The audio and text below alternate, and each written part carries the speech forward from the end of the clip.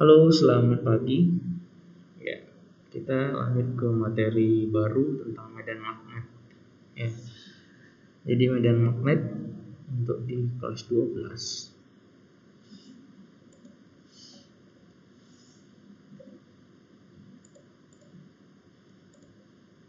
Jadi, simpelnya magnet memiliki dua kutub kan, seperti yang kita sudah pelajari di jenjang sebelumnya. Jadi ada kutub utara, ada kutub selatan. Jadi ada N sama S. Kutub utara biasanya diberikan simbol berwarna merah dan selatan warna biru. Jadi kalau misalnya di sini ada sebuah magnet batang, di sini ada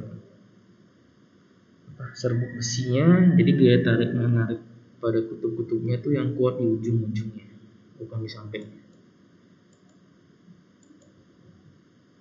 Jadi kalau berbeda kutub tarik menarik, kemudian kalau ini sama kutubnya tolak menolak.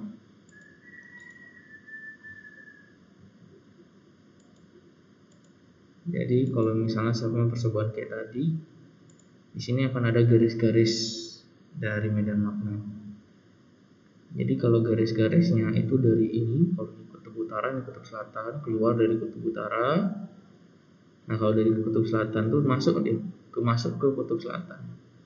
Jadi akan terus membentuk garis-garis seperti ini. Dan garis-garisnya tidak ada saling menyilang ya, memotong. Mereka akan mengikuti arus lurus tertib dia, tidak ada saling memotong. Jadi keluarnya dari utara masuk ke selatan dan seterusnya. Itu adalah garis-garis medan magnet yang telah disepakati arahnya ya.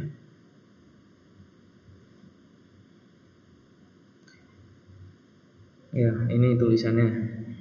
Tidak ada saling berpotongan poin kedua. Iya, kalau semakin poin 3 ya, daerah yang garis-garisnya makin rapat itu menunjukkan medan magnetnya makin kuat. Dan makin renggang berarti medan magnetnya makin lemah. Oke, di sini ada sebuah percobaan sederhana dari Ørsted.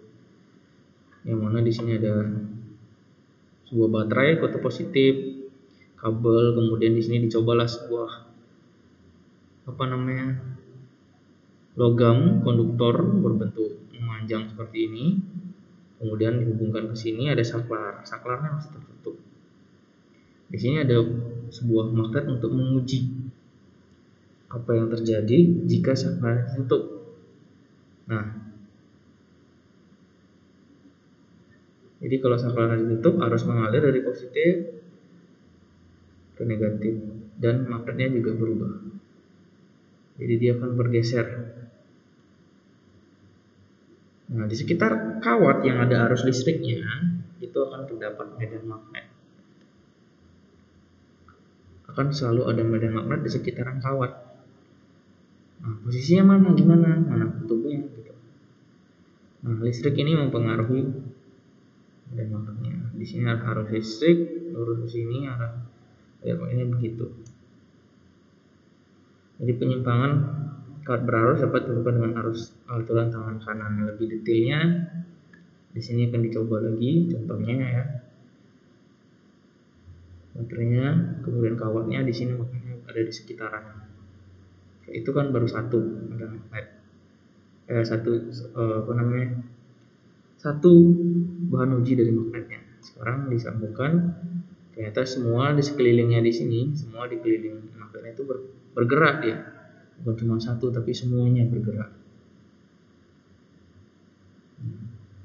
Arah medan magnetnya ternyata dia melingkar. Arusnya ke atas kan, di sini positif, arusnya ke atas. Jadi bergerak melingkar. Arah lingkaran di sini kemudian ditentukan bahwa dalam satu kawat pengantar konduktor yang ada arus listriknya, kita menggunakan kaidah tangan kanan yang dikepal dengan jempol lurus seperti itu, seperti digambar. Jadi arah arusnya di sini naik, kemudian arah medan magnetnya dapat ditentukan dengan 4 jari yang lainnya. Jadi 4 jari lainnya ini arah medan magnet. Jadi kawatnya arah arusnya itu jempol. Ya, arah arus menunjukkan oleh ibu jari. 4 jari lainnya arah medan magnet. Oke, baik dulu. Nah, di sini diibaratkan kalau misalnya bentuknya seperti ini ya. Jadi dia melingkar mengikuti arah jarinya. Sekarang kita juga contohnya ke sini. Arah induksi magnetik secara lurus ya. Jadi kalau arah arusnya turun, ini ya, arah arusnya naik. Kita lihat dulu gambar di sini. Yang arah arus turun berarti arah jempol kita arahkan ke bawah. Jempolnya ke bawah dengan tapak tangan mengapal seperti tadi. Maka arah arus yang dihasilkan adalah arah medan magnet yang dihasilkan adalah seperti itu. Ya, yang merah ini. Nah, untuk yang kedua arah jempolnya naik sama seperti tadi jadi. Ya. Dia jadi berlawanan. Kalau arah arusnya berlawanan, maka arah medan magnet juga akan berlawanan. Sekarang kita lihat di posisi ketiga. Ini menentukan kalau misalnya sekarang hanya di 2 dimensi. Kalau di sini 3 dimensi jelas di arah putarannya. Sekarang di 2 dimensi. Kalau arah arusnya turun, nah kan sama ya gambar pertama nih arah arusnya turun. Sekarang kita gambarkan di sini misalnya di 1 dimensi. Ini tampak depan ya. Nah, di sini ada kesepakatan. Jadi kalau misalnya kalian hanya melihat kawat di kertas atau di gambar kan hanya lurus, garis lurus gitu kan, nggak ada mana depan belakangnya. Nah, di sini dibuat sebuah kesepakatan bahwa bagian cross ini adalah masuk ke bidang gambar. Jadi kalau di sini kawatnya lurus, arah arusnya turun, kalian bawa jempolnya ke bawah. Nah, di sebelah kiri dari kawat berarusnya. Jadi kalau kalian bawa turun jempolnya di sebelah kirinya, di sana posisi medan magnetnya dia akan masuk. Dia kan memang berputar kan, dia memang berputar seperti ini berputar. Coba lihat gambar 1, dia berputar. Kalau kita potong di bagian di sini jadi 1 dimensi, ini hilang. Jadi seperti kalau lurus saja, maka di sebelah kirinya dia seolah masuk. Jadi dari sini masuk ke dalam, ke belakang kan. Ke belakang kawat, dari sini masuk ke belakang kawat. Jadi kalau masuk cross di bagian belakang kawat, dia akan berputar lagi. Nah, ke depan, dia keluar jadinya. Di sini masuk, dia keluar jadinya dot. Cross itu menyatakan masuk bidang gambar dan dot itu keluar bidang gambar. Jadi dia akan terus berputar seperti ini, kemudian bagian kiri di sini cross, bagian kanan dia dot.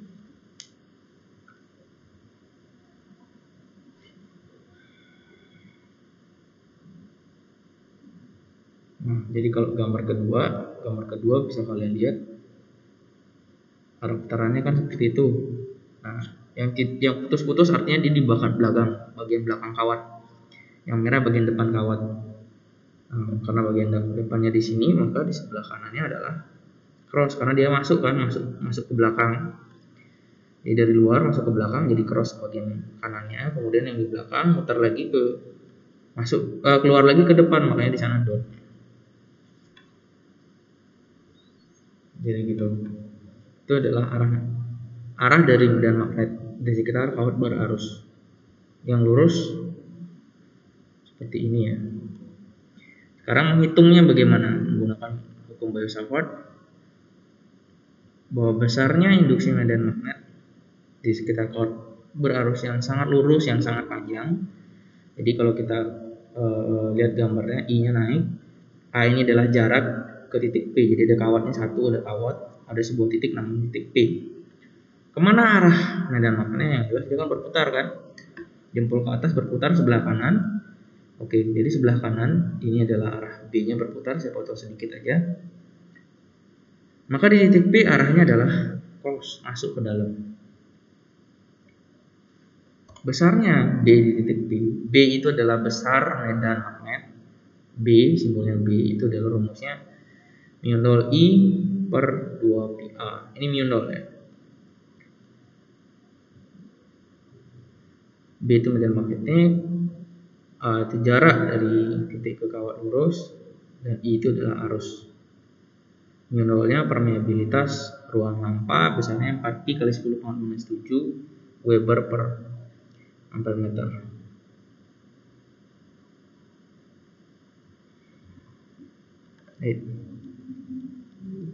Oke, ini langsung ke contoh soal. Sudah sekawat dari arus listrik I-nya 2 ampere, jadi ada kawat I naik 2 ampere seperti gambar. Coba tentukan kuat medan magnet di masing-masing titik ya, di masing titik P dan Q dan arahnya kemana. Jadi di sini arah arusnya naik. Nah, ini yang saya bilang dua dimensi. Di titik P dan di titik Q. Sekarang kita hitung dulu di titik P. Rumusnya seperti tadi. Mu nol I per 2pi A. Maka bisa di titik P. Mu nolnya adalah 4pi kali 10⁻⁷. I-nya adalah 2 ampere per 2pi. Arusnya adalah A-nya jaraknya 2 meter. Di titik P ke sini adalah 2 meter. Ini 2 meter. Maka ini coret, sisa 2. Maka hasilnya adalah 2 kali 10⁻⁷ Tesla. Itu besarnya medan magnet di titik P akibat dari adanya kawat yang ada arus I ini. Arahnya kemana sekarang? Sekarang kita bawa jempolnya ke atas, bagian kiri kemana arahnya? Nah, jadi bagian kiri itu di titik P itu seolah-olah dia, ini kan bagian belakang, nah dia keluar bidang gambar ini putus-putusnya di belakang, bagian belakang. Kalau kita bawa jempolnya ke atas karena I-nya ke atas. Ya. Kemudian B di titik Q. Ya, angkanya hampir sama, I-nya sama, bedanya adalah A-nya, jaraknya 1 meter. Jadi bagian atas sama 4pi kali 10⁻⁷ kali 2 ampere per 2pi kali A-nya adalah 1 meter ya, jadi 1. Jadi di sini hasilnya tadi 2 karena di sini lebih dekat, hasilnya lebih besar, jadi 4 kali 10⁻⁷ Tesla. Nah, sekarang arahnya gimana nih? Tadi kan kalau di sini bagian belakangnya kan keluar kan. Jadi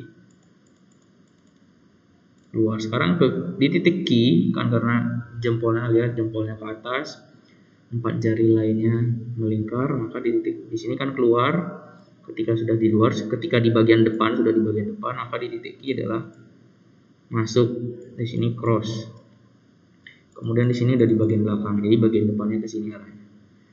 Bagian depannya ke sini, bagian belakangnya ke situ.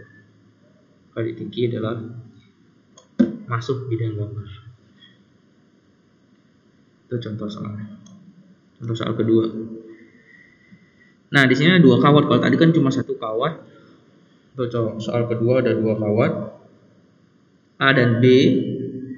Yang kawat A 2 ampere, yang B juga 2 ampere. Cuma di sini jarak antara A dan B itu 6 meter kan. Adalah sebuah titik P seperti gambar kalian lihat. Berapa kuat medan magnet di titik P? Karena ada 2 kawat, otomatis kita akan menghitungnya 2. Karena 2 pengaruh, mirip seperti gaya Coulomb gitu. Karena sama-sama vektor di sini.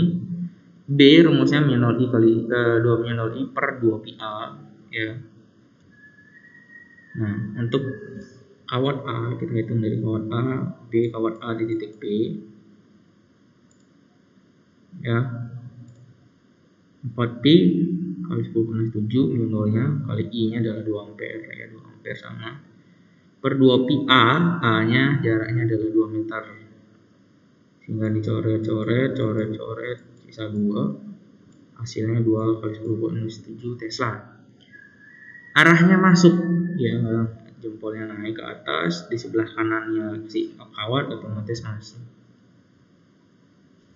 Ya, jadi di titik P oleh bagian sini arahnya pasti masuk situ. Arah putarannya kan.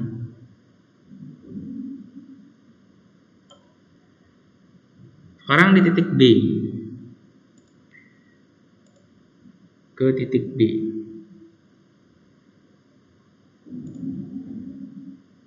Jaraknya 4 meter. Besar arusnya sama.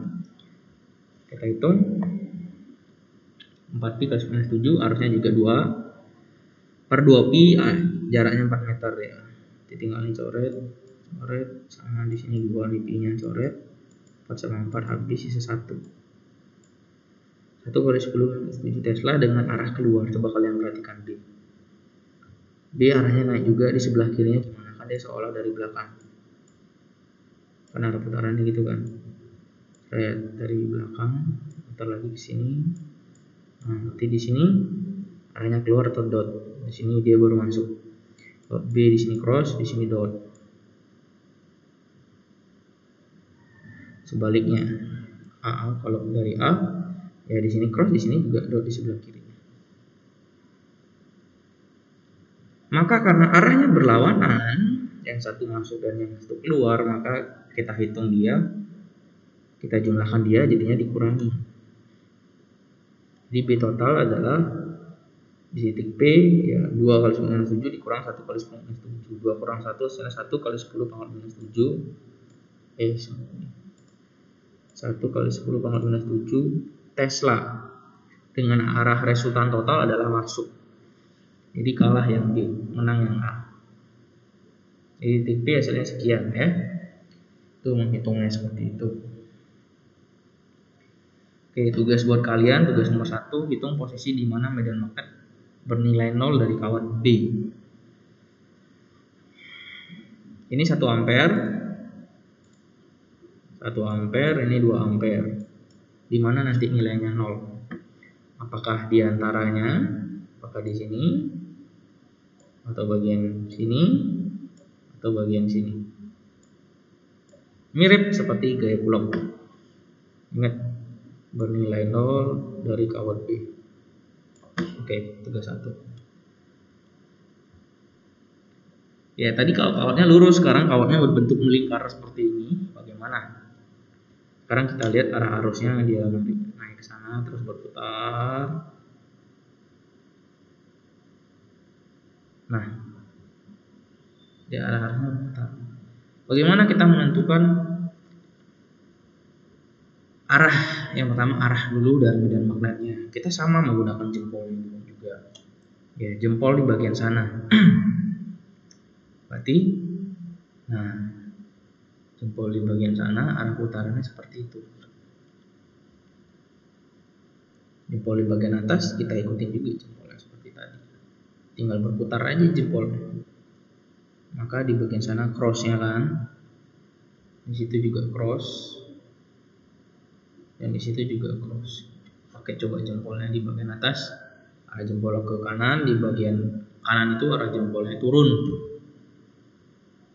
Maka jika ada arus listrik seperti itu, di bagian dalam dari lingkaran arahnya akan sama semua. Kalau cross ya cross semua seperti ini. Jadi kalau arah arusnya kebalik berarti dot semua di dalam. Jadi saat ini cross semua di dalam, semua arah medan magnetnya masuk ke dalam bidang gambar. Jadi sini dot.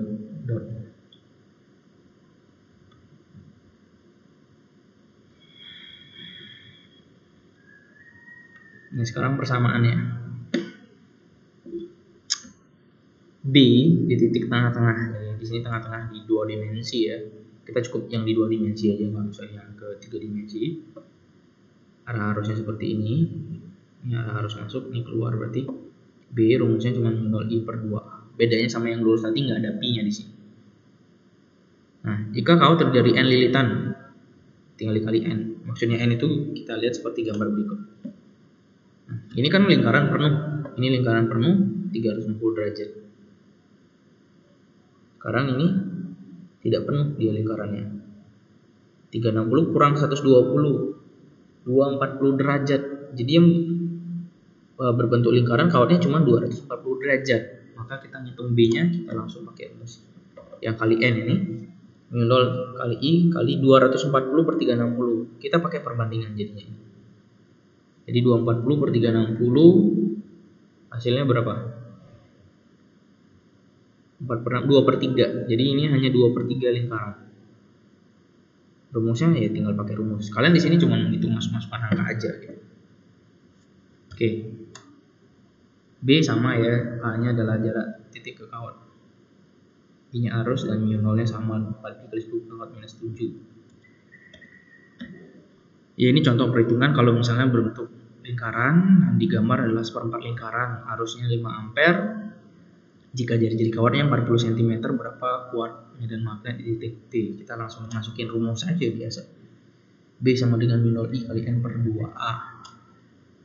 Ya, B sama dengan mu0-nya 4 kali 10 minus 7 kali I-nya 5 ampere per 2 kali A-nya dalam 40 cm 0,4.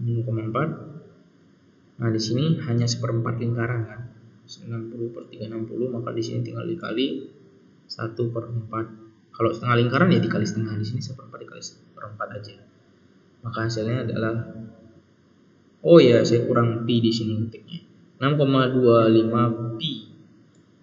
Sorry, saya lupa. 6,25 pi karena di sini pi-nya nggak kecoret kan. Ya. Masih ada pi-nya di sini. 6,25 pi kali 10 pangkat minus 7 Tesla. Oke, ini tugas kedua, hitung kuat medan magnet total di titik P dan arahnya. Kalian lihat arusnya ini ya. Ini arusnya dari sini datangnya ke sini naik. Arusnya naik sini.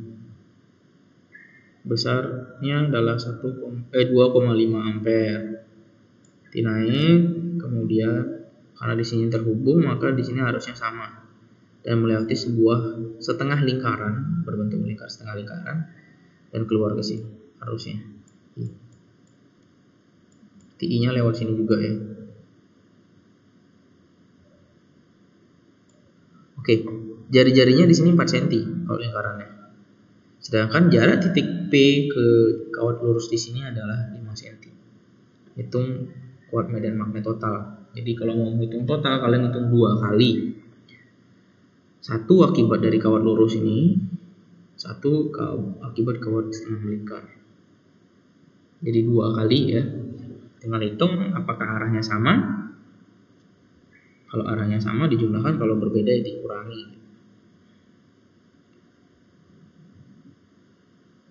Oke, sekarang medan magnet pada toroida. Toroida itu adalah lilitan kawat yang berbentuk melingkar. Jadi berbentuk melingkar ya. Jadi kumparannya dilengkungkan berbentuk melingkar. Coba kalian perhatikan. Nah, ini I-nya masuk ke sini, dililit terus ke belakang dililit, keluar di sini arusnya. Ini kawatnya yang putih ya.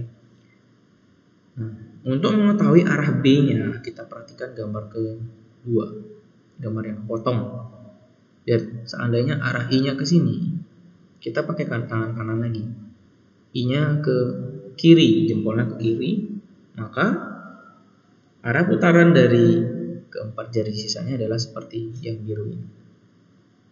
Nah, jadi karena banyak kawat, karena lilitan kan, jadi kawatnya banyak, ya udah arah arus I-nya kan sama nanti.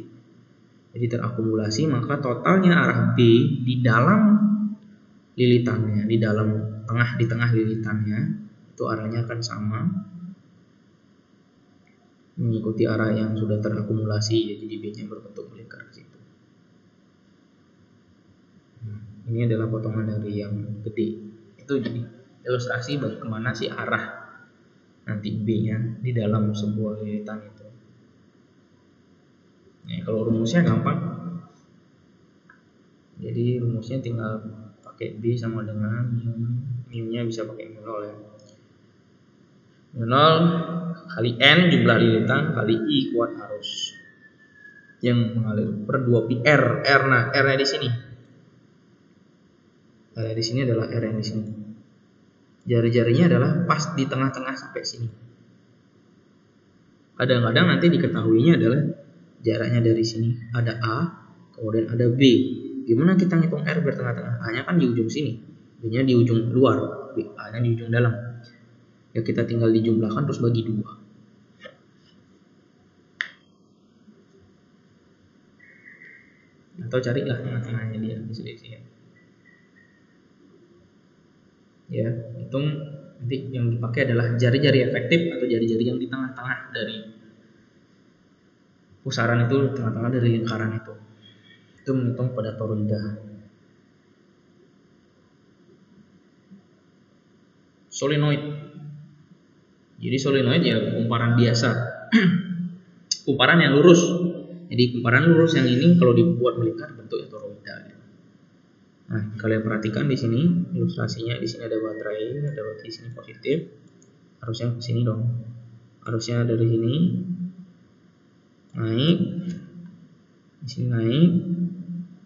Nah, dia lewat belakang dulu. Makanya kalau dari belakang dia keluar. Jadi arahnya turun di bagian depan. Terus ke belakang lagi, turun lagi bagian depan. Itu adalah arah arus. Nah, untuk menentukan arah magnet pada solenoida, kita yang penting menentukan arah arus yang kuning ini. Apakah dia naik atau turun? Kita juga bisa menggunakan menggunakan tangan kanan sama seperti tadi ya. Ada tangan kanan tadi, kita bawa jempolnya satu, yang ibu jarinya yang keluar satu, sisanya mengepal. Jadi yang ibu jarinya lurus sama seperti tadi, yang lainnya mengepal. Tapi sekarang di sini kebalik. Ya, kalau langsung mau kita hitung di solenoida mana utara sama selatan, mana keluar mana masuk, langsung aja kita pakai 4 jarinya itu harus. Jadi 4 jarinya arusnya turun. Jadi arah arusnya turun, maka arah jempolnya di bagian kanan. Maka utara itu adalah kanan, sama seperti yang di SMP. Prinsipnya sama seperti toroida tadi ya. Sebenarnya kalau kita hitung di sini ada satu kawan melingkar, kita analisa, jadinya seperti ini prinsip yang kita gunakan. Nah, jadi kan di sini nanti dia arahnya di situ, ini arahnya di situ, arahnya sih. Jadi per kawat arahnya nanti sama, maka arahnya adalah nah, keluarlah dari U. Keluar dari U, berarti di sini adalah utara. Berarti di sini kan artinya masuk dia. Di sini adalah selatan. Jadi per kawat arahnya seperti itu perputarannya. Ya, ini per kawat putarannya di situ. Mungkin saya kurang garisi biar lebih jelas kan. Ya. Jadi untuk perkawatnya jadi arahnya ke sana. Nah, kalau kita mau langsung dapat mana utara sama selatan, kita balik. Yang turun ini 4 jari. Gimana caranya membuat 4 jari di bagian depan turun? Ini bagian depan turun. Ya, jadi ibu jarinya sebelah kanan. Kemudian kalau kebalikan arah arusnya berarti di bagian belakangnya dia turun, nanti di bagian sini naik. Jadi jarinya naik nih. Maka jempolnya sebelah kiri. Besarnya medan magnet pada solenoida kalau di tengah yang 0I kali N nya jumlah lilitan per L nya panjang solenoida. Kalau di ujungnya dia lebih kecil ternyata. Di ujung di sini kecil karena akumulasinya ya. Jadi di tengah-tengah dari pusaran dari lilitan ini dia besarnya per L aja, kalau di ujungnya per 2L. Jadi di ujungnya itu setengah dari nilai yang di tengah. Tugas 3, sebuah solenoida sepanjang 20 cm terdiri dari 1000 lilitan dialiri arus listrik sebesar 0,5 ampere. Hitung medan magnet di tengah dan di ujung solenoida tersebut. Coba kalian kerjakan 3 soal yang tadi ya. 3 soal. Silahkan dikerjakan caranya, udah tinggal masukkan angka aja. Gampang. Oke. Untuk sesi ini itu aja. Semoga bisa dipahami. Sampai jumpa di sesi berikutnya. Bye.